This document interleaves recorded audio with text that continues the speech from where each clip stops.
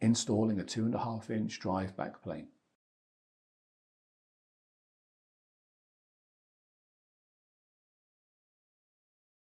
Align the rear backplane with the rear hot swap drive cage and then lower it into the rear drive cage. Connect the cables to the backplane.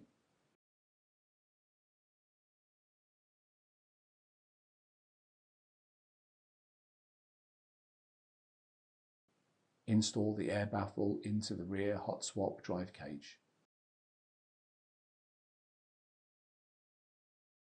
Install the top cover.